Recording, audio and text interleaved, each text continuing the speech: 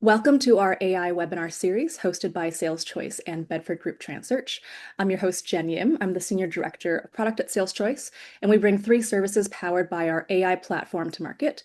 We've got Sales Insights, which helps sales professionals with guided insights, Mood Insights, which connects frontline voices to leadership, and third is our AI and data services, where we design, build, and maintain AI models.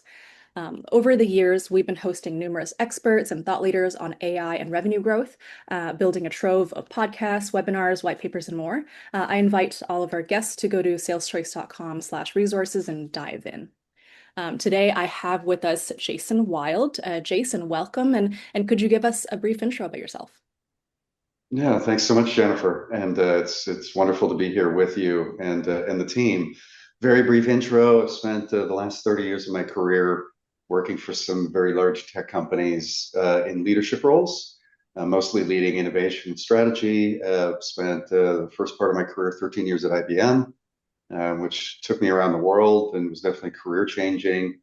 Led projects, innovation strategy projects with everybody from NATO to Disney in about 39 countries, and spent 8 years with Salesforce, starting as a vice president in 2013 when Salesforce had only 6,000 employees.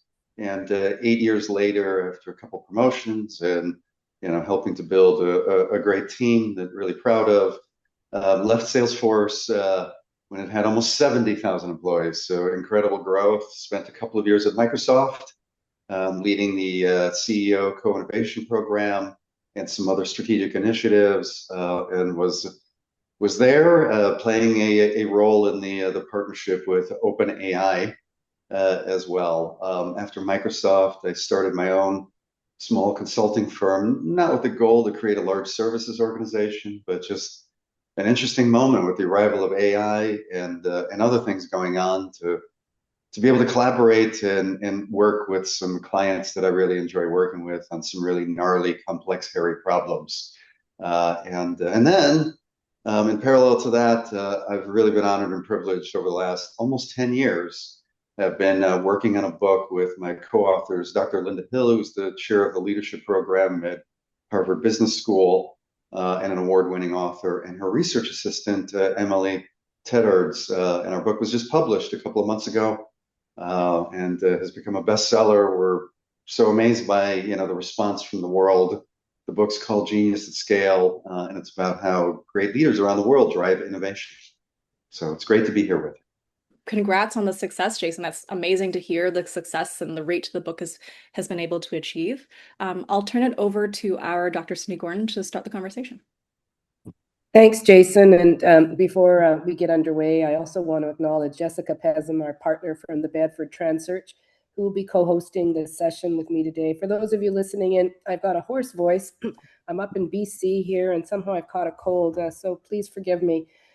Well, first of all, Jason, what an incredible career that you've had, and just listening even to the earlier stories before we're starting as a young lad, and your passion for hockey and making things happen. So I think that those early beginnings, I really believe, with curiosity, were really integrated into your DNA. And to get to the level of large global transformation, you have to have an incredible curiosity for making the world a better place. So if you can just share a little bit more, and congrats on the new book, but what began your journey with innovation at scale?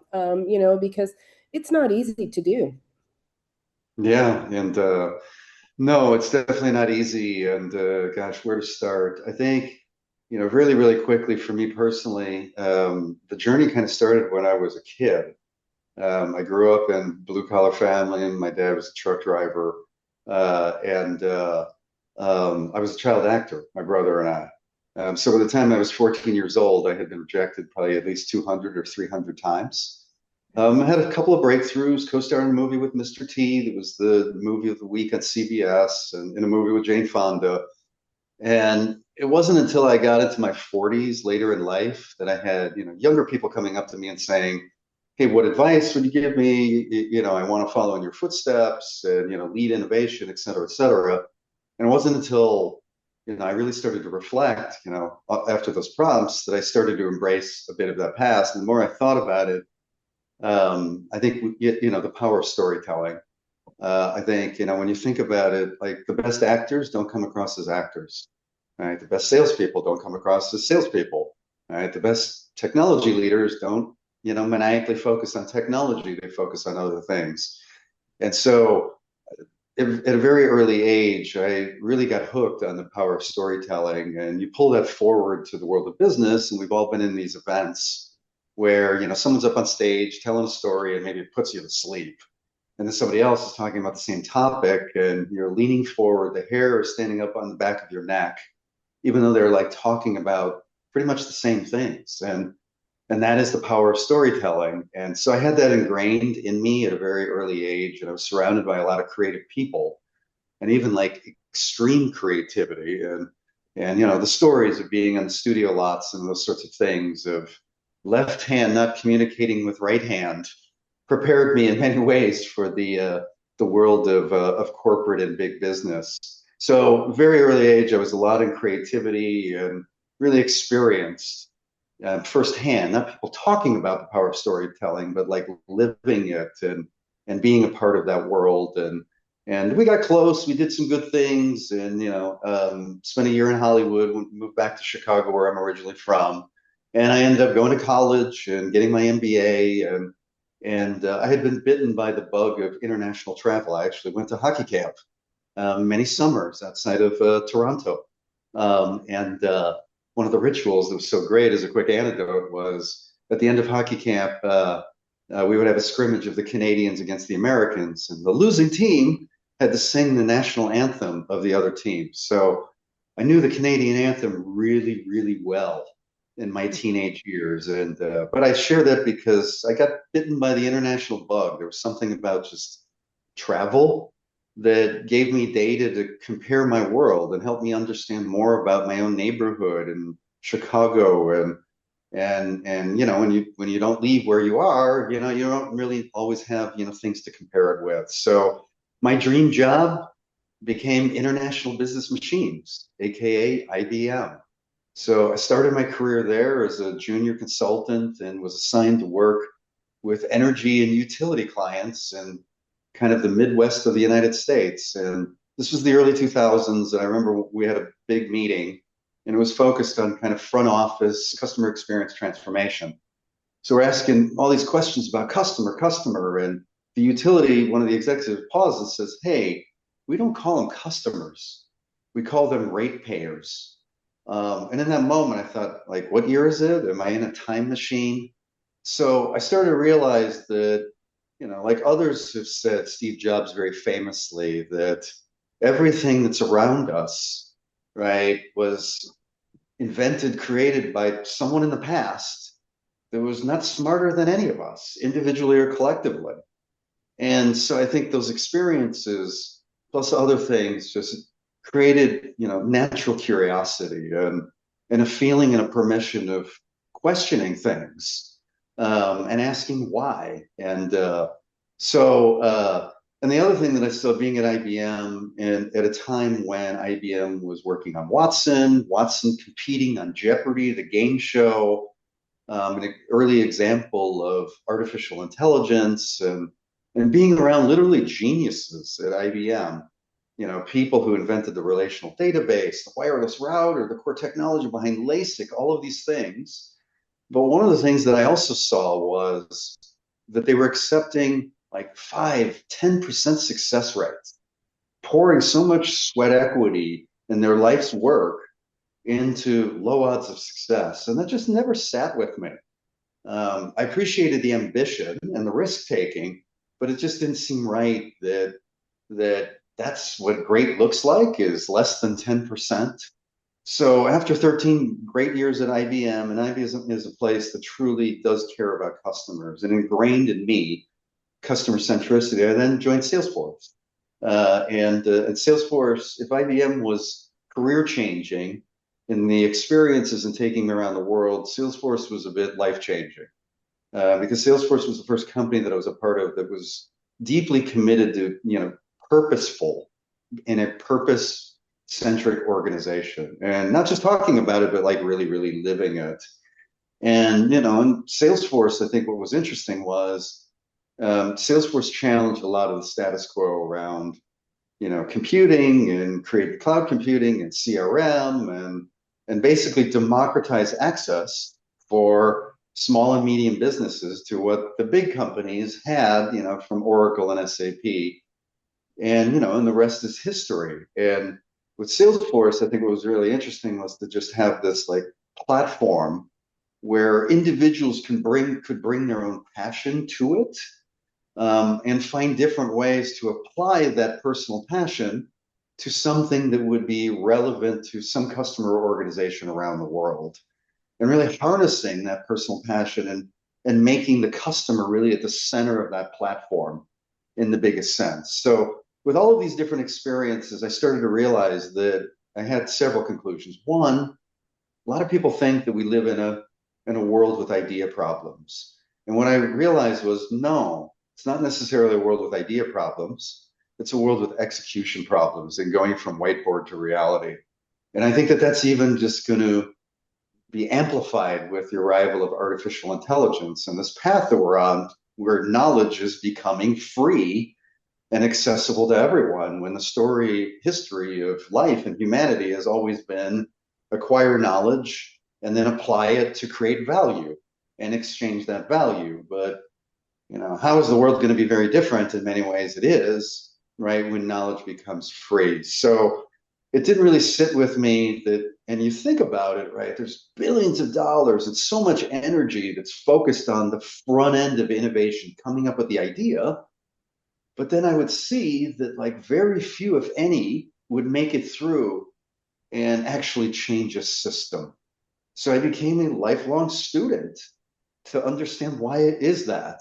And the other thing I, realized is that, most people understandably, they focus on the what of innovation. What's the next product? What's the next killer app? What's the acquisition? And the problem with that is, even if you get it right and it's heroic, it's really hard to sustain that. And so I became a student, and a proponent of focusing on the how of innovation. And that's what led to me connecting with my co-authors many, many years ago and getting passionate about, wow, many books about leadership and also many books about innovation, but like no books about how do you actually lead innovation and to do it practically. So 10 years later, thousands of hours, we have our book, and it was worth every minute. Jason, just listening to your perspectives here, there's just so much packed into your comments, right? From the early germination as a young boy, and the fact that, you and your brother were in theater, and the learning at a very young age, the art of storytelling, which is so critical to move people forward, right? So you were really blessed to have had those early experiences. I picked up a number of threads there before we get to the next question here, where you talked about creativity, and how important that is to allow the mind the time to expand. You talked about having experiences internationally, right? Which opens up so many different cultural dimensions of appreciating diversity, inclusiveness, and also equity, right? Where we recognize to bring all the emotions forward in organization, you need to uplift all of those dimensions. And then, your point about the long journey of writing the book, and congratulations. I can appreciate how long and how much effort goes in, having published a few myself, but what a wonderful gift that you've given so many corporate leaders and business people, because execution really matters. And you look about where we're at right now with AI, and since you've talked about it, we're in the same spot. I mean, less than 5% of these investments are delivering value, right? So we have to really get into the underpinnings about how you scale new capabilities. So the next question is, why do you consider scaling innovation the ultimate challenge for today's C-suite and functional leaders? Because now, obviously, there's a lot of high stakes going on, not just the geopolitical dynamics that are going on, but also the tremendous underpinnings of even challenging the whole aspect of SaaS. I mean, we've got some real fundamental dynamics here. Thoughts? Yeah, no, absolutely. And I think, first is having, been inside of these big companies, IBM, Microsoft, Salesforce, but then being in roles that are project based, right? And working on hundreds and hundreds of projects, sometimes a week or two workshop, others, multi years, over the last 25 plus years of my career. One of the things that I saw was, pretty much every organization does, pilots and experiments. And But the real challenge is, again, like, how do you go from pilot to something that you scale across not only the entire organization, but oftentimes the ecosystem or your value chain or the set of partners, and that the real value is scaling, right? And so one of the metaphors that I've used around the world is that innovation is a bit like climbing a mountain. I've never climbed a mountain like to the summit, like some small ones, and in the Appalachians. But my former boss at Microsoft, Omar Abosh, who's now the CEO of Pearson, has climbed Mount Everest several times, and the photos that he sends are amazing. And he endorsed this message. So, what is the metaphor? That innovation is a bit like mountain climbing, and many people think that climbing a mountain is all about getting to the top, just like innovation is all about coming up with the idea. And not to get morbid here, but the reality is there are more fatalities in mountain climbing going down than going up, which is very counterintuitive. And why is that? Because adrenaline drops, people relax, and that's when bad things happen. The goal is not to get to the top, right, and take some great selfies. The goal is to get to the top, get that experience, and then get back down and tell that story. And innovation is very much the same thing, where there's just an over indexing on the ideation part. But as we've done our research and we've studied all of these leaders around the world, and these are truly exceptional leaders. And part of the reason, and my co-author Linda Hill is an anthropologist. So where others may interview a CEO for a half hour and write a chapter of a book, and maybe that's okay. For us, we literally studied these leaders in different contexts for years and years and years to try to filter out, some of the people who happen to be in the right place at the right time, which, does happen in the corporate world. And what we realized was innovation often stalls, again, not in ideation, but in integration. And integration is multidimensional. Sometimes, often it's human integration and people embracing it. Of all of the challenges that we have in this planet, I am completely convinced, Cindy, our greatest challenge is changing human behavior. So human integration and more change. We went through a change program last year. I'm tired of change, whatever it is. There's tech integration, there's system integration, which includes the technologies, but the broader systems of working and incentives. So, bringing more balance, like, okay, we're not saying stop focusing on the front end and ideation, but, also focus on where it fails. And I think the other thing we learned, and I learned this sometimes the hard way in my own experience being a leader and a manager, is innovation is a voluntary act. You can't mandate it, right? So great leaders sometimes will, take advantage of a crisis, but they realize that that doesn't endure, and you can't force innovation. So they create the conditions where people choose to innovate and want to innovate. So these leaders build a sense of community around shared purpose and values and rules of engagement.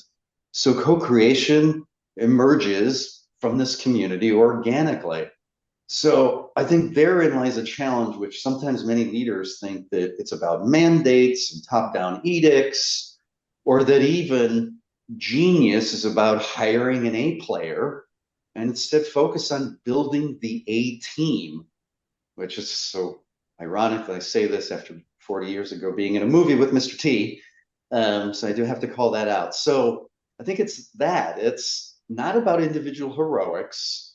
It's really, how do you harness that collective genius and tap into the diversity of thought of the people that you have, not only in your organization, but the ecosystem. And innovation is not this aha moment, right? A solo genius, and then throwing it over the wall to, the people in operations, and then everybody's surprised and shocked that it didn't work out. It's co-creation. It's getting world-class collaboration, experimentation, and learning so that people with different perspectives, right, can participate in a marketplace of ideas. So the best ideas win, not the ideas from the people with the biggest titles or the most power. And I saw this time and time again, especially being in places where I literally loved the mission, the purpose, became friends with the people, but just seeing them make so many of these mistakes and these missteps. And so writing the book, we really look at the book as a prompt, right? So each chapter is about, different leaders, Mastercard, Pfizer, startups in Japan, a startup in Africa. And again, it's not saying do what Mastercard did, but it's saying walk a bit in the shoes of these leaders and get inspiration and apply it to your context, because everyone's context is different. But, think about scaling and think about what are those mechanisms to scale.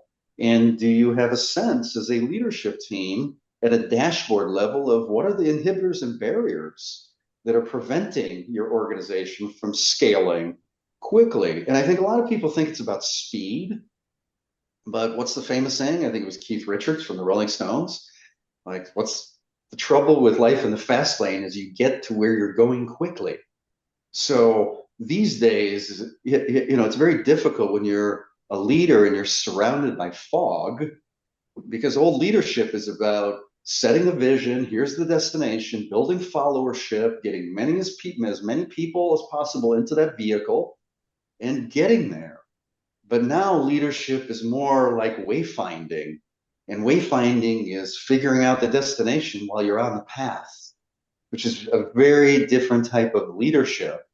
But then when you figure it out, don't be surprised by your success and what you've discovered. Be ready to then scale that, so you're not discovering someone else's multi-billion-dollar business.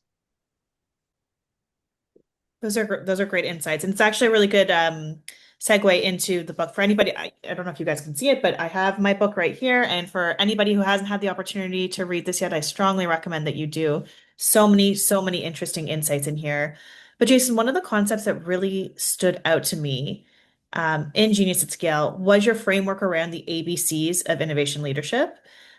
So in executive search, we often see organizations struggling, not because they lack ideas necessarily, but because they lack leaders who can operationalize and scale those ideas effectively.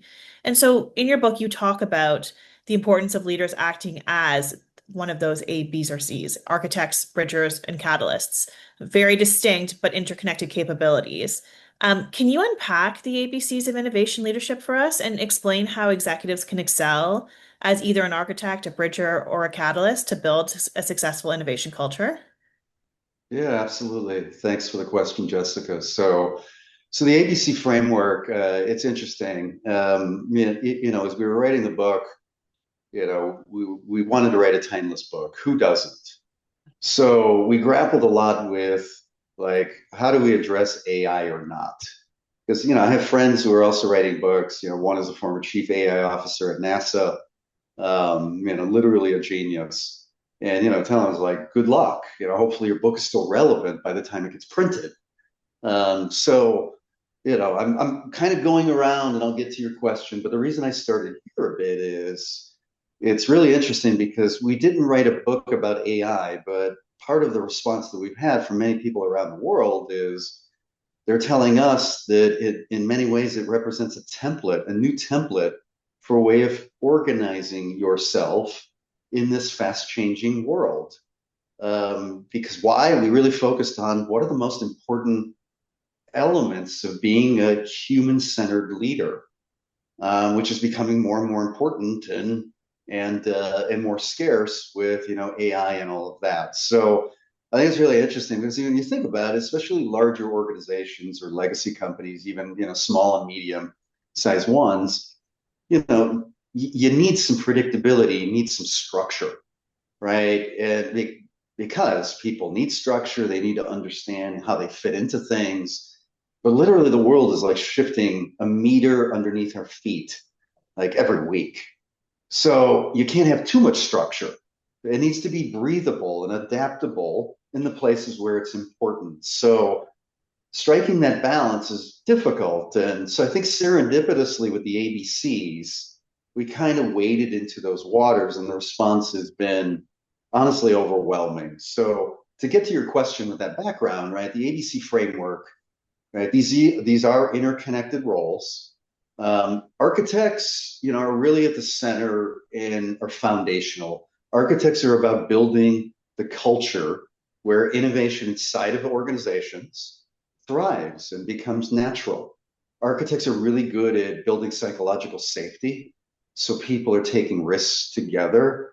I mean, you think about it, like people won't share big, bold, courageous ideas or admit mistakes in environments where they fear punishment, right? And so these architects are great at creating psychological safety, not by being nice, but by modeling the right behaviors around vulnerability, encouraging candid debate, reframing failure as learning, and creating the environment where the community feels comfortable challenging that status quo. Architects are also really good at like leading with inquiry and the power of questions and not necessarily advocacy, excuse me. So the best architects that we studied ask more than they tell. They balance advocacy with inquiry, creating space for the teams to discover answers rather than handling those top-down edicts. So architects are really important at, again, creating that foundation where collaboration, experimentation, and learning are not on the periphery of the organization or skunk works, but are core to the operating model and the culture, of the organization. These tend to be mostly senior executives, and in the book, the architects tend to be CEOs, but they're not always CEOs. One of them is a middle manager from Pfizer who was responsible with his team for the vaccine that was completed in 266 days, when usually the clinical trials normally take 8 to 10 years. So to be able to do something like that like reduce the cycle time by more than 90% is not by luck or serendipity. So architects are really, really good at creating these environments where they're building community. And again, usually senior executives, but not always. So bridgers tend to be the unsung heroes of innovation, where architects are maybe more senior and are visible, and not leading from the front, but leading from behind, but visibly. Bridgers are a bit of those working behind the scenes, and they focus on connecting across organizational boundaries internally and even externally.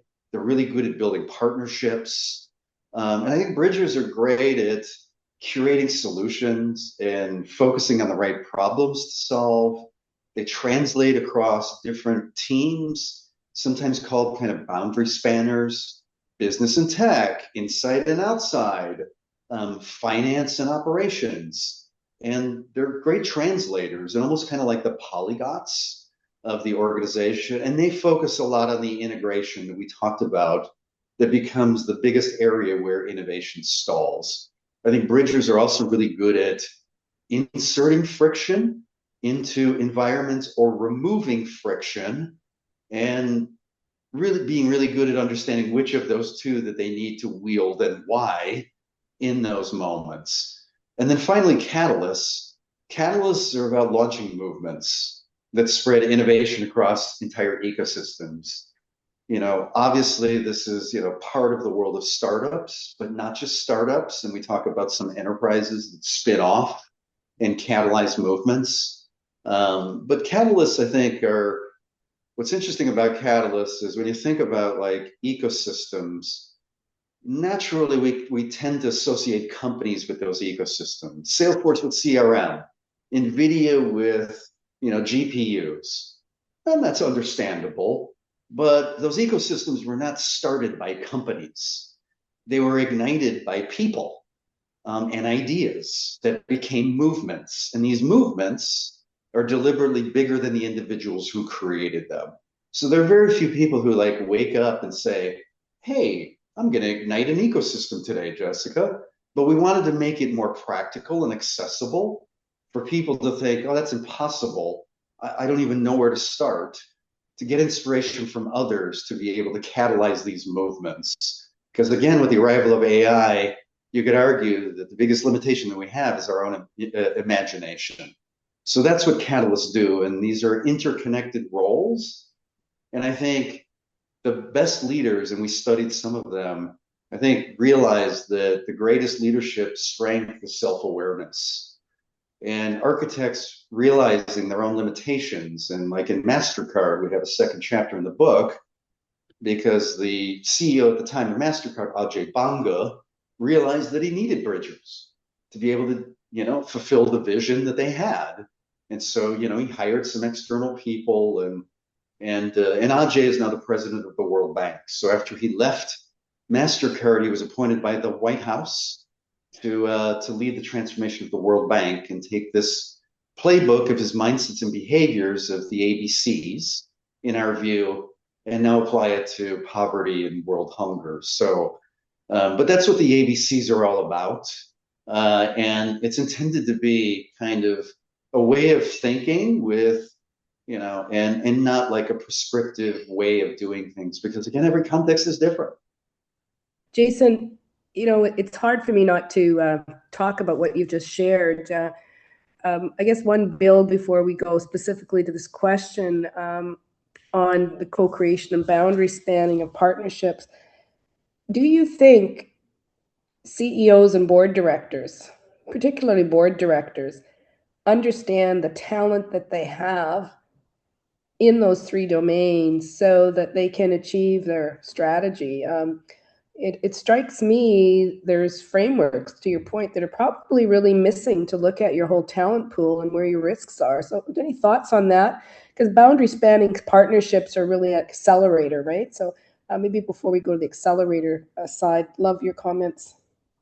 Yeah, I think you're onto something that is a huge opportunity. I think in general, I think boards are not aware, and they're individual boards, I mean, generally speaking, but I think that they're beginning to smell that they need to focus, a lot more on this because, we're living in a world where, obviously I can't talk about the clients, but some of the clients that we're working with, a recent conversation with a very senior executive where he confessed, in a moment of vulnerability with kind of the cameras and the microphones turned off, that in a year he doesn't know if he needs half of his team or double or three times his team, let alone in 3 or 5 years. So I think many of these leaders have become accustomed to navigating uncertainty, but I don't think many of us had on our bingo card for this year that uncertainty would move into the world of org charts as well, and it has. So I think that there's a tremendous opportunity here. And one of the things that, I'll say about this is, for many large organizations, the people who get promoted, generally speaking, are ones who are great at performance management, right? And we kind of talk about, the coulds and the shoulds of what an organization could and should be doing. And when you think of like classic performance management, which is identifying the performance gaps and efficiently closing them, rinse and repeat, right? Those are the sorts of people who generally get promoted and become part of the senior leadership team. And there's nothing wrong with that, generally speaking, until they dominate. Because in these moments, when there's lots of jump balls and lots of opportunities that, depending on how you think about it and how you act, could either be an opportunity or an existential threat, you need to have a better balance. So performance management is really about what the organization should be doing, but that's not enough in this day and age, right? There was a recent BCG study. There was a 20-year study that I think validated a lot of what many of us had in our gut, which was, what are the future predictors of current stock price? What drives stock price? And what they concluded was the perception of future innovation potential of these organizations, right? So I think boards get that, but they haven't connected the dots yet. So, it's not enough these days to be world class at performance management and what you should be doing. So the other side of it is the coulds, and ensuring that you also have in your senior leadership team, whether it's ring fencing budget or having senior leaders who are held accountable and waking up every single day to focus on co-creating this future. Who do you have inside of your organization that's coming up with these coulds of what you could be doing? And the ABCs, I think, represent a very convenient framework to start to say, what does that operating model start to look like that works for us as an organization, and how we start that journey? So yes, absolutely. And I think that like the clock is ticking. It's never a great time to begin this. So why kick the can down the road and start now? Yeah, really good perspectives. And I know our clock's ticking too here. Any specific comments, Jason, on, maybe we'll just move to the next one. How do you see the intersection of AI and emerging technology shaping the future of executive decision making? Yeah, that's a big one. And I mean, I could at least write a LinkedIn post, let alone maybe a book around that one. Well, I think first of all, one of the things about AI that's really interesting is, because I've been lucky, I've been working in aspects of artificial intelligence for almost 20 years. So I didn't jump into the deep end of this pool like the last 2 or 3 years. And that's okay if people did. But I think one of the things about AI is a pet peeve of mine is when people call AI a tool. And I know you don't, but lots of people are still calling it a tool. And the problem I have with that is it's limiting. It's like AI is a hammer. A hammer has to be activated. You have to pick it up and you have to like hit something. So I don't like that. The other extreme is, people talking about, AI as a workforce and treat it as a teammate. And the reason I don't like that is when I was at IBM, I learned this thing from the 1950s that's called the ELIZA effect. And the ELIZA effect is a human tendency to project human characteristics on systems and technologies. Why? So we can sleep at night, convincing ourselves and duping ourselves that, oh, it's like us and we can trust it and everything's going to be okay.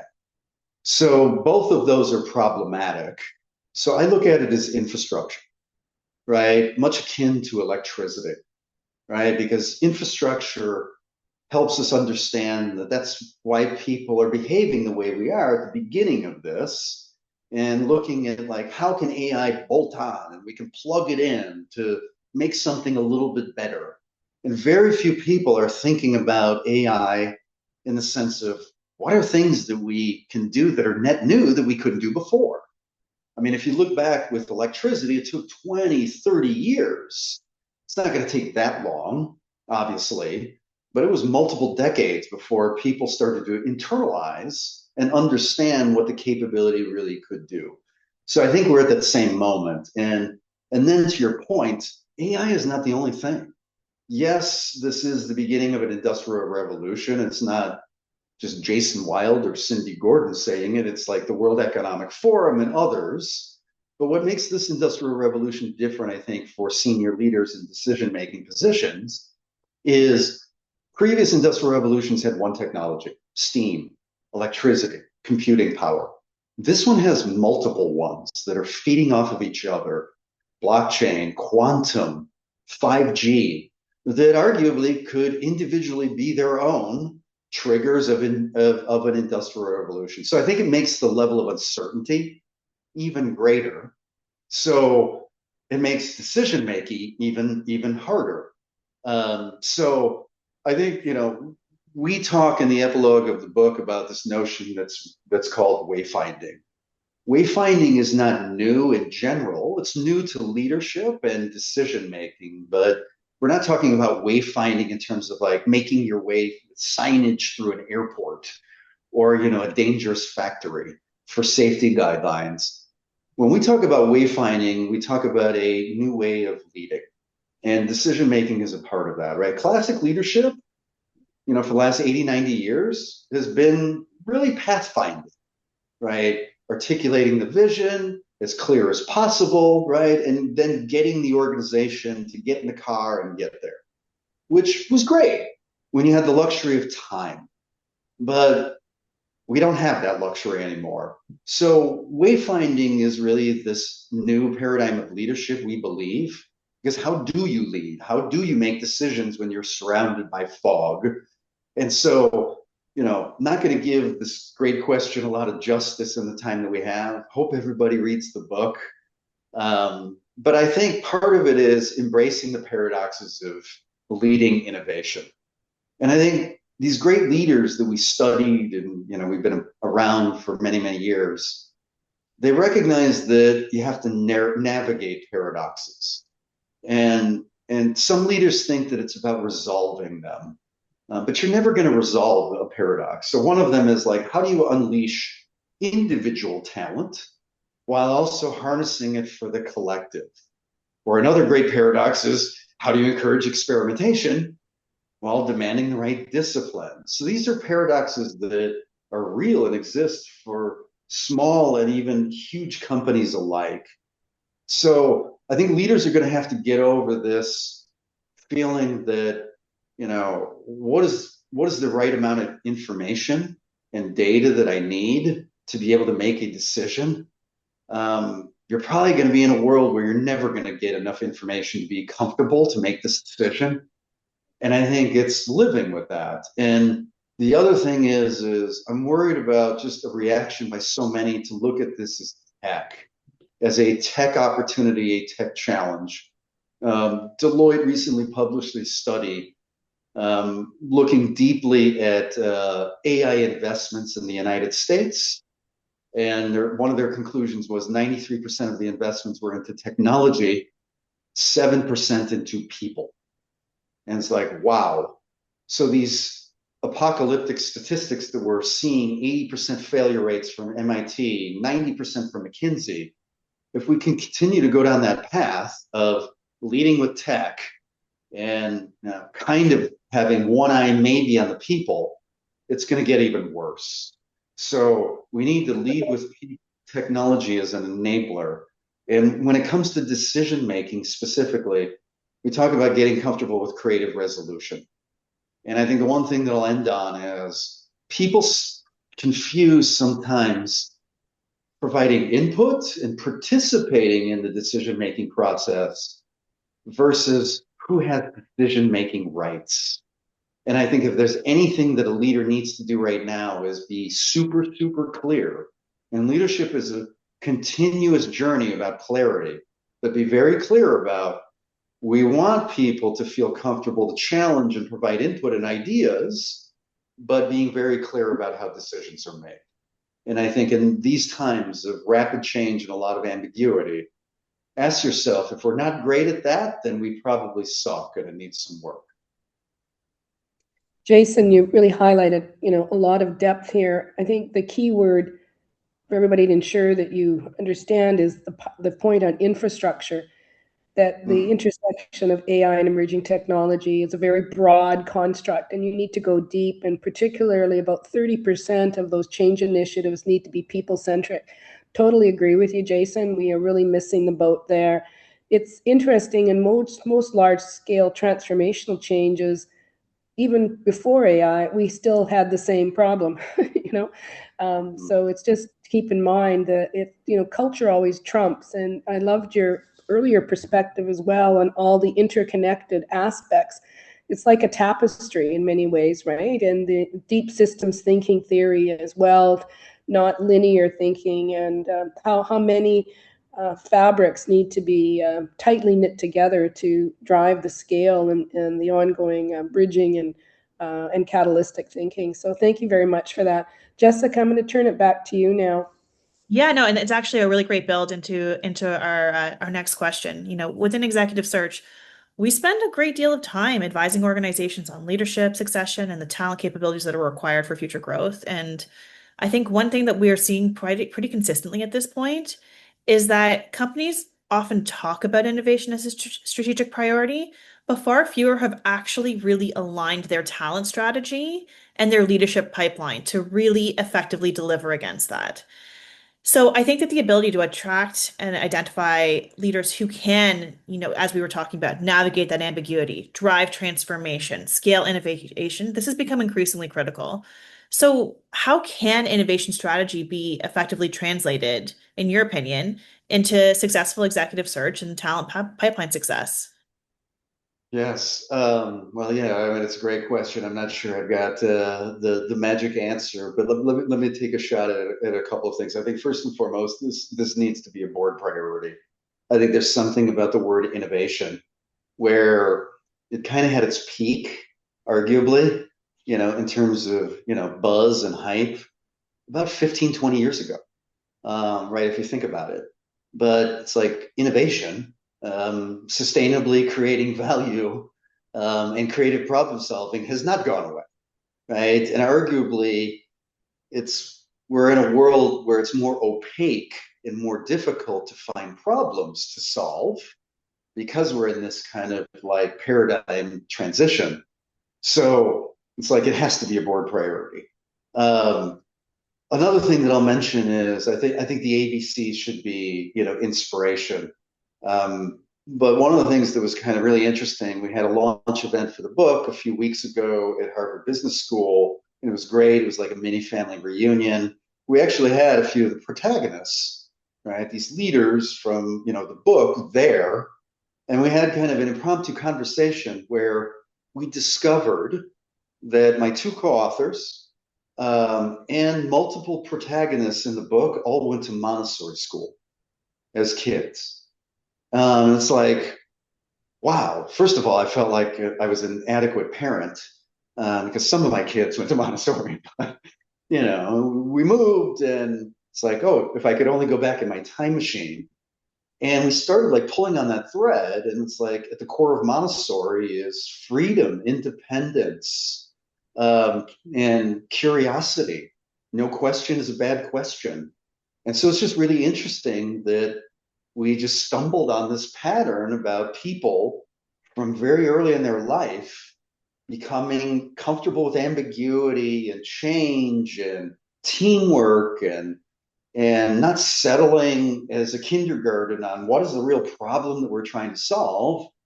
And lo and behold, decades later, they've become these exceptional leaders. So I'm not saying like go like stop what you're doing and go to Montessori school, but learn from that. And the fact that you can practice empathy and you can practice curiosity and these things like soft skills that we've talked about for years and years as soft skills, well, it's the wrong label. They're no longer soft skills. And before I talked about the coulds and the shoulds. Look holistically. Do you have people? Do you have a senior leadership team that's decidedly performance management and people who are ninjas, right, at the shoulds? But do you have anybody? And are you striking a balance in those coulds? So those are a few things that I'm thinking that are top of mind for me in terms of changing executive search. And because the world is changing really, really quickly, and I think the profiles have changed as well. Last thing I'll say is there's a debate, and I'm still kind of formulating my opinion about the level of technical know-how, right? Some people are saying that whether you're a startup or a large company, right? Yeah, you need to be able to understand how to engage with people and the human side of leadership, which is a big part of our book.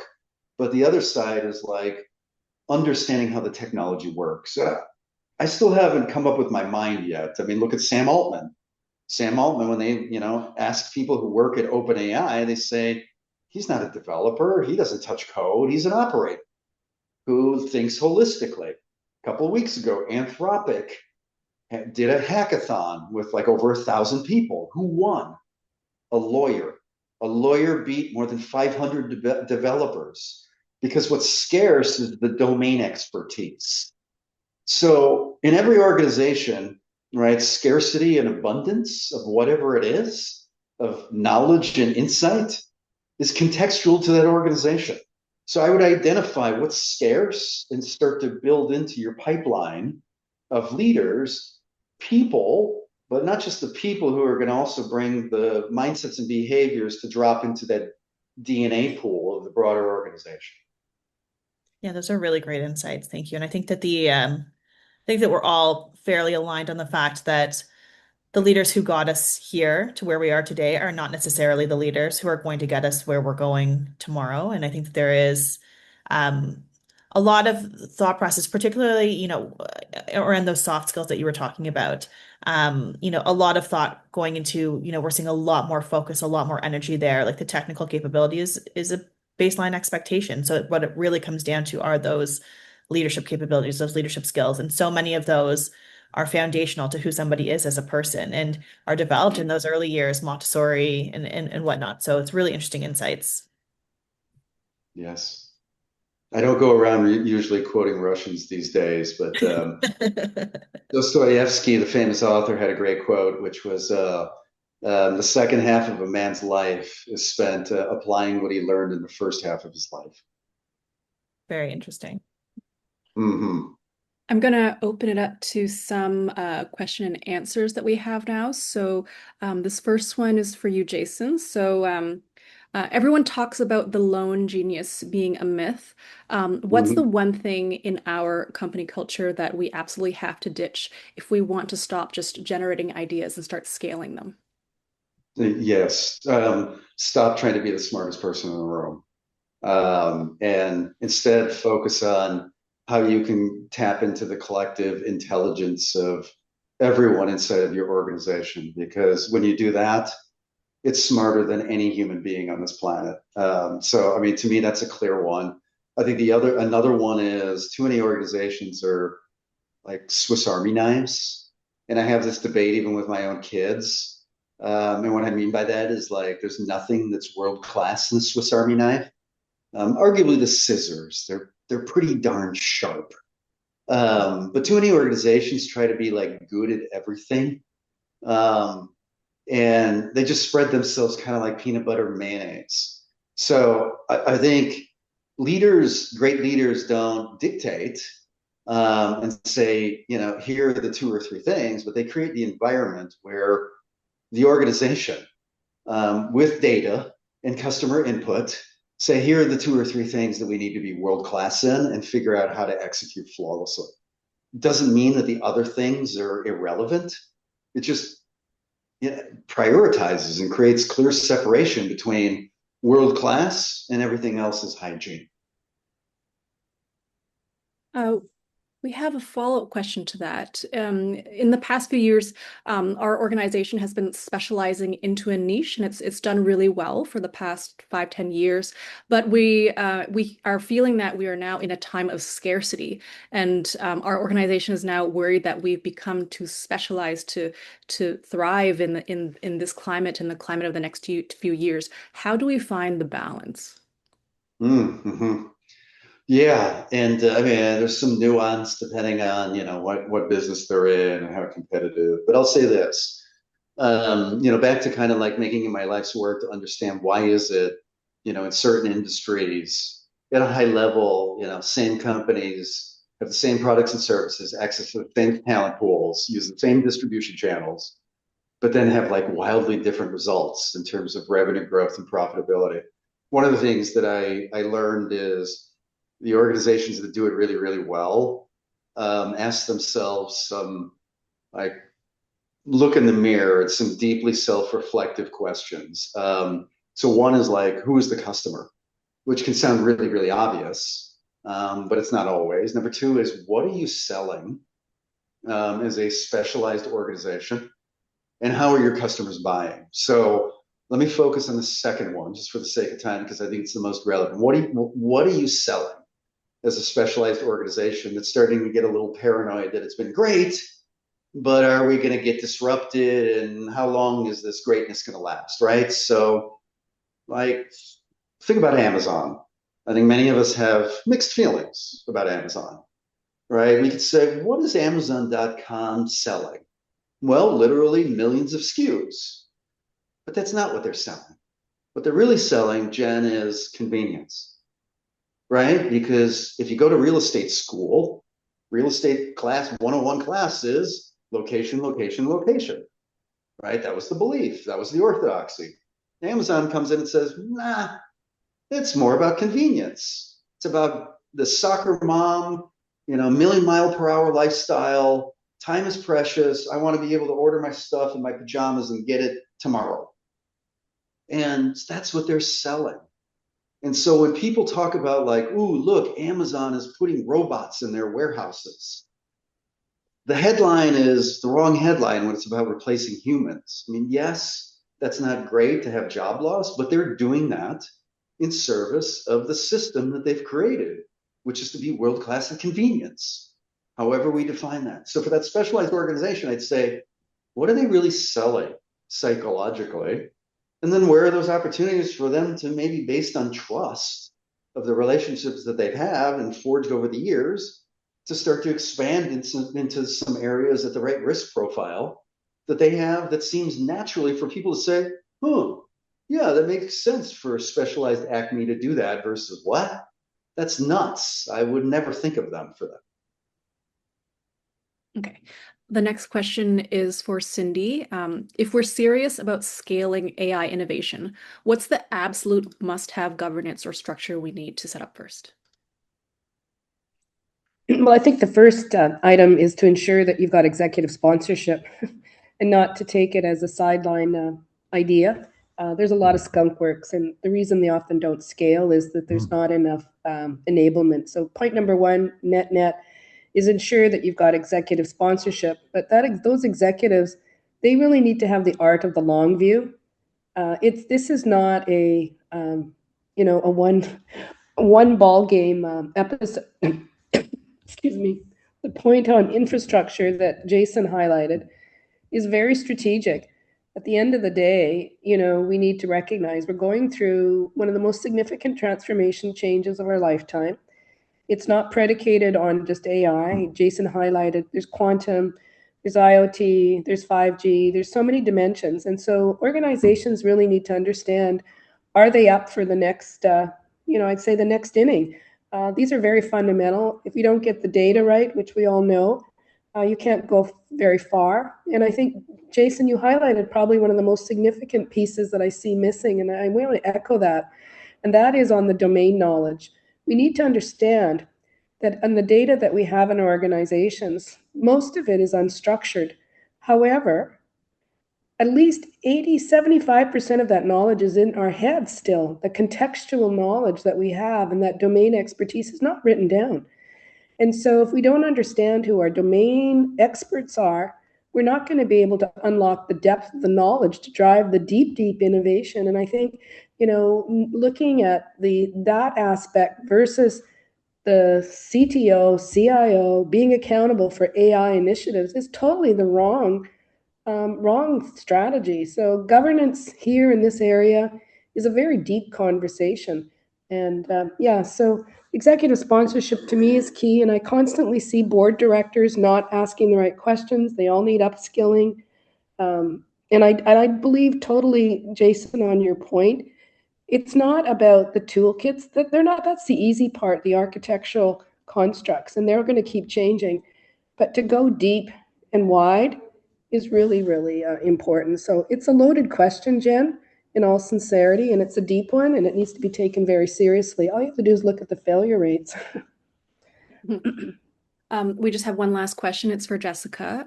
Jessica, when you're hiring C-suite, what are the red flags or green flags that tell you if they're good at finding new opportunities and navigating change, such like wayfinding, instead of just hitting standard performance targets? Yeah, I think that the distinction today is that organizations no longer just need leaders who can optimize performance within, known and certain conditions. They need leaders who can, to Jason's point, navigate ambiguity, identify emerging opportunities, lead through constant change. So from an executive search perspective, I think that we look for a couple of things. Number one, I would say learning agility. Leaders who have intentionally taken on unfamiliar challenges or transformation mandates or cross-functional experiences throughout their career. I think comfort with ambiguity and resilience are really important. The strongest leaders today, in my opinion, they're not waiting for perfect information. They're able to navigate setbacks, they can adapt quickly, they can continue creating clarity and momentum even when the path is not fully defined. So, fixing the plane while flying it, sort of that mentality. And then I think boundary spanning leadership. So many innovation-oriented executives, they have experience connecting teams, functions, or external partners in ways that unlock new ideas and opportunities, and that's sort of a natural capability for them. But finally, I think that we look for humility paired with curiosity, and that's very important, especially for wayfinders. I think the best wayfinders are confident enough to lead decisively, but they're also adaptable enough to be able to continuously learn and evolve and challenge their own thinking. So if I had to narrow it down, those would be the ones that I would focus on. So, and yeah, we've reached the end of this session for today. Thank you so much, Jason. It was a pleasure to connect. I again invite our listeners to book a demo with us at saleschoice.com and to go to bedfordgroup.com and talk about how we can partner in the future. And join us next time.